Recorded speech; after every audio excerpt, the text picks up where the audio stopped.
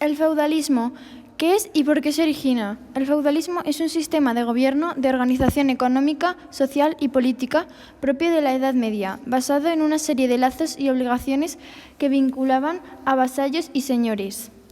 El relato del origen del feudalismo fue una consecuencia de la inseguridad y los monumentos de crisis que siguieron la muerte del emperador Carlomagno. Los motivos de la inseguridad fueron las luchas entre los sucesos de los emperadores. Formas del gobierno. El feudalismo se caracterizaba por el poder, el papel influyente de la Iglesia y el poder que ejercía la nobleza a través de relaciones de lealtad y protección que ofrecían al rey. El feudo y sus partes. El feudo era comprendido por tierras cultivables, bosques, fincas, villas y varias parroquias. La parte más importante del feudo era el castillo o fortaleza que lo delimitaba. Asimismo, contaba con edificios, patios, almacenes, talleres, establos, hornos y molinos. Sociedad estamental. Es igual a la sociedad feudal, es decir, se dividía en órdenes, estamentos o grupos sociales a los que se pertenecía por nacimiento, excepto el clero.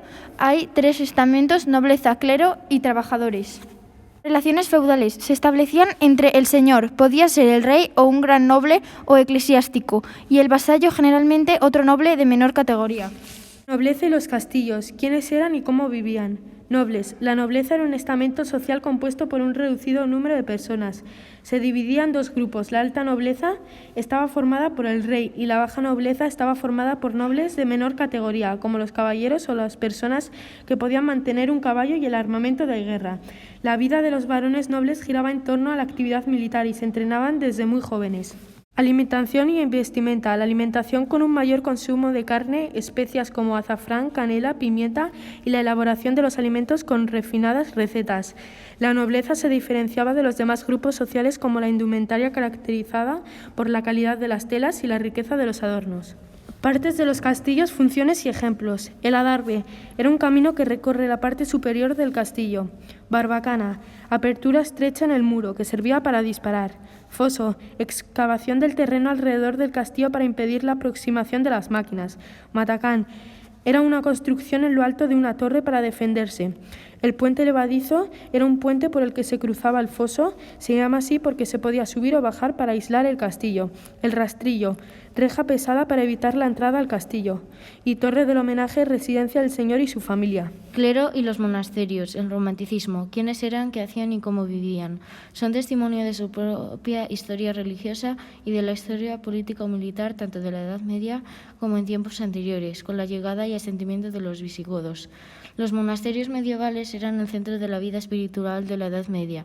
La vida en un monasterio estaba organizada según las horas canónicas.